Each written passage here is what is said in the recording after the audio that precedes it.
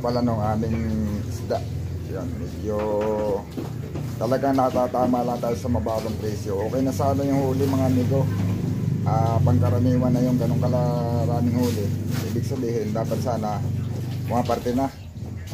Dati kasi nung una, pagka bumita ko ng ganyang kalaki, okay na, pumaparte na ako. Kaso malaki ang minahal ng diesel.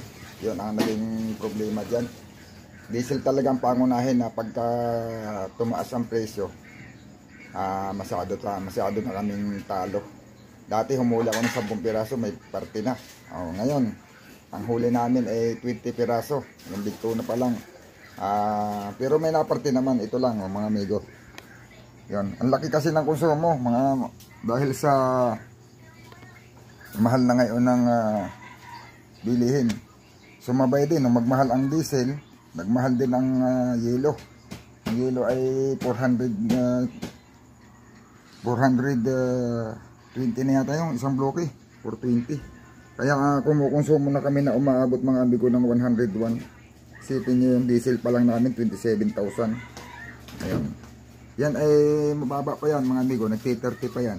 Nagkataon lang na yung sinundan ng lahat namin ito, malapit lang yung aming galingan. Yan, lahat na fishing supply, groceries, diesel, yelo, lahat na umabot ng 101,000. Yan, ang binta lang naman ng isda ay umabot lang ng 173,529. Yan. Tapos binawas yung konsumo, binawas yung pinarte ng pasahero ng ating mga crew. 50,000 ang parte ng mga crew namin.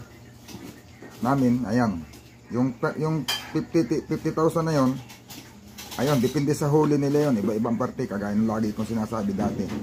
Tapos ito na, nung magparte na kami lahat, kasi may 15% ang operator plus yung aking parte, puro 650. Ayan, pumarte naman ako mga amigo ng 7,933. Yun.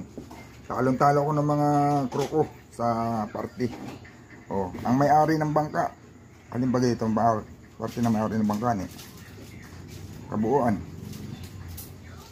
Ito 13,255. Ayun. Halos ipapansulong pa doon sa mga nautang natin ng ating i-repair. Malayo pa, 100,000 ang utang natin. Hindi madaling mabayaran pagka ganun lang. Ayan mga amigo, nagbigay lang ako ng kaunting kasi yung iba inaalam nila yan kung magkano daw yung parte. Para lang yan sa mga gustong magkaroon ng idea para sa bangka, kasi mas maigi na yung sinasabi natin kung ano yung totoo. Kasi ang iba, hindi lahat ng nanonood ay ang interest lang nila ay kung paano makita, kung paano manghuli tayo ng isda, kung paano ba ang mga pamamaraan na ginagawa natin. Meron kasi ng mga baka mayroong ibang mga viewer na ang hinahanap nila yung gusto nilang magkaroon ng idea tungkol sa pagbabangka. Ayun, para meron silang idea, nakikita nila lahat hanggang sa binta at kung paano ba ang kitaan sa pangingisda. Yun yung ating mga crew. Basta may huli yan mga amigo, permanente na talagang paparte yan. Yung kailangan lang doon sa motherboat, yung sa kapitan at saka sa may-ari, talaga yung makuha yung kung gaano kalaki yung sumo, kailangan malampasan muna natin yon, pati yung mapaparte ng pasahero para bago pa makaparte. Pag hindi tayo umabot doon ay lugi. Pero yung crew tuloy-tuloy may parte. May parte. Kaya lamang kami bumabawi pagka yung malaki talagang bintan, talagang lalaman kami. May huli man o wala yung kapitan, natural, malamang ang walang huli kaysa may huli, kasi ang ginagawa karamihan ng kapitan talagang hanapin kung saan yung at saka bigyan lang sila ng priority ng pisto, kasi pag mayroon lang kaming mapipistuhan at saka yung nakatali sa bangka, yun doon ako na nakakaroon ng pagkakataong mga will. Maaaring hindi nyo na lang nakikita kasi kadalasan din ako nakapag-video. Na-video ko na lang yung pag yung ako mismo nakahuli. Pero bihirang-bihira ako makapangawil. Lalo na sa gabi. Ang binabantayan ko na lang doon kung sino yung kakainan, kung ano yung maitutulong ko sa kanila, kasi mas maraming hulog yan pag gabi. Yan. Ganon yun.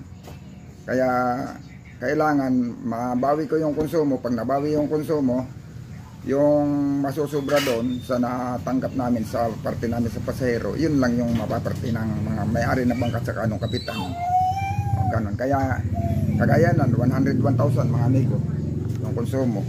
Buminta lang ng 173. Doon sa 173, yung napunta sa pasahero natin, doon sa ating mga crew, ay 50,000. Yan. Yan yung pinarte-parte nila mga amigo. Depende sa huli nila. Nabawas pa doon sa 173 at saka doon sa yung konsumo natin na 101. Kaya yun, ang natira na lang 21,000. Yan. Kinuna ng 15% yung operator. Doon yan kukunin. Kaya pagka walang natira doon sa binawas sa konsumo at saka doon sa pasahero, ay wala din akong 15%, wala din akong parte. Kasi doon kinukuha yun sa kung ilan yung matitira pag nabawas na lahat. Ganun lang yan. Kaya kailangan talaga malampasan. Kung magkano konsumo, halimbawa buminta lang kami ng 150. Tapos yung 50, yung konsumo namin 101,000, 40,000 mapupunta doon sa crew natin. Eh dilugi lang, bawi lang sa konsumo, wala akong parte. Wala din porsyento na mapupunta sa akin kasi doon nga yun kukunin sa yung linis na, yung natanggal na lahat.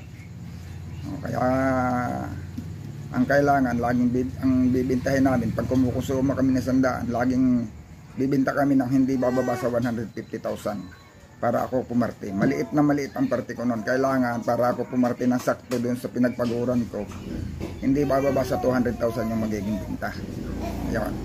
Yan pero hindi naman laging 100,000 yung ating konsumo. May mga ano kasi yan may mga extra. Halimbawa, may mga nasira na dapat ayusin, kagaya nung nasiraan kami na yung dugsong, styrofoam na dinugsong namin. Bibili ng panibago nun, dudugsongin uli yung gastos nun.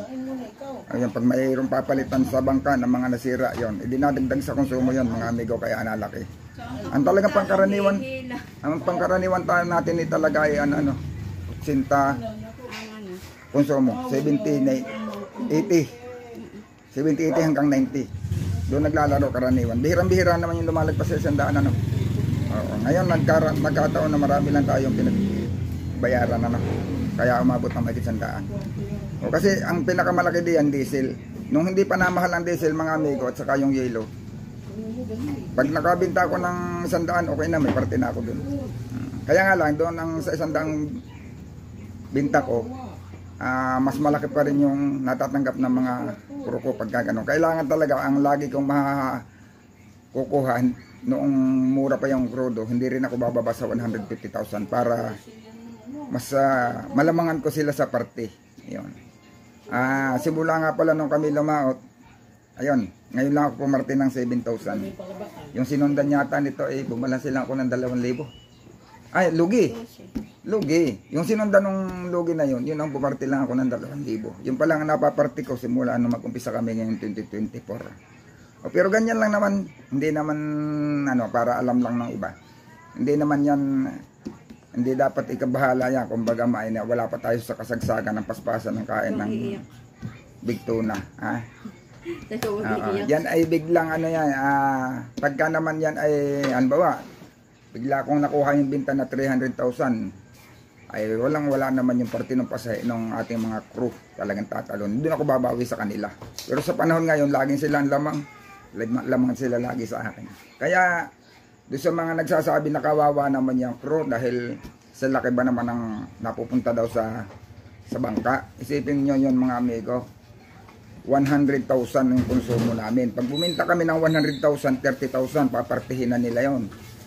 Yung 70,000 doon babawasin yung konsumo. Kaya kung 100 ang binta lang namin, pupunta sa kanila yung 30,000, matitira sa amin yung 70,000, babawasan ng 101,000 ng 100,000 na konsumo, lugi ako ng 30,000 ngayon. Pero sila may papartihin sila yung 30,000. Ganun lang yun kasi yung konsumo amin lahat. Naintindihan ko naman sila, kaya nila nababanggit yon kasi siguro hindi nila alam na yung palang lahat ng binabaw namin sa laot, wala silang pakialam sa gastos. Lahat yon libre.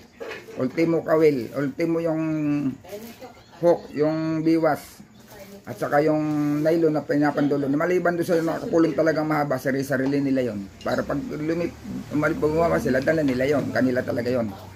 O yung mga hook, yung hook kasi mga amigo, yung biwas. Yan ay talagang minsan kakainin ng mga isdang matatali, mga ipin, nalalagot yan. Yan libre, hindi na yan nila babayaran. Kukuha lang sila ng kuha lang sila ng kuha kung kailangan nila. O, saka yung pinakapandulo, yung nylon sa dulo, yun, libre yon. Lahat yon libre, lahat nakakainin nila doon, libre. Kaya lang sila nabali, iniiwan lang nila sa pamilya nila. Pero sa laot, wala silang gagastusin. Ang hindi lang natin libre doon mga amigo sa paglaot. Kasi hindi naman talaga para sa akin, hindi na talaga dapat libre yun. Kasi bisyo nila yon. Hindi naman natin matatawag na pangkonsumo yun kasi bisyo yun eh. Sigarilyo, pag naninigarilyo, hindi libre. O, kasi hindi naman talaga yun eh, bisyo yun eh.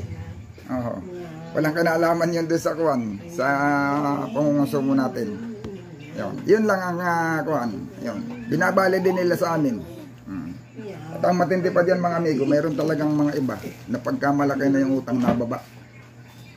Hindi na nasama.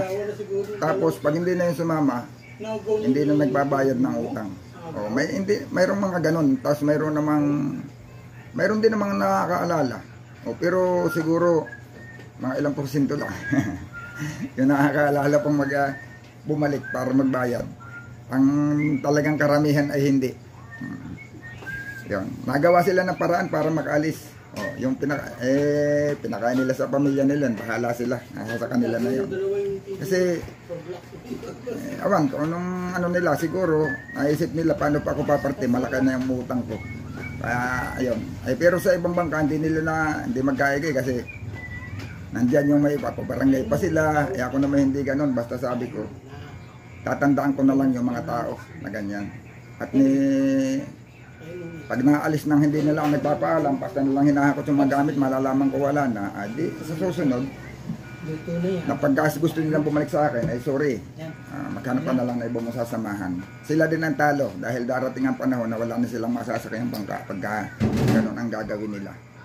Kung magpapaalam sila ng maayos, lilipat sila, tapos pagka sila kumita at sila magbabayad, ay wala namang problema, hindi naman bawal yun. Kasi wala naman silang pinirmahang kontrata. Ang importante, nakakaalala silang sila pala may inutang. Yan mga amigo, ito lang. At kasi yung iba tinatanong, ito na, para magkaroon lang kayo ng idea sa kung paano ang magbangka. Dapat, pag may bangka ka, alam mo to. Alam mo na hindi lahat ng paglaot ay hindi ko lumaot may kita. Kasi yung isda hindi naman tinalian. Talagang may lugi, at saka may income, at saka mayroong tabla. Ganon ang pangingisda. Ayun. Sige mga amigo, salamat sa inyong patuloy panonood. Abang-abang na lang uli sa susunod naming laot. Sana doon na, makahuli na tayo ng mas marami.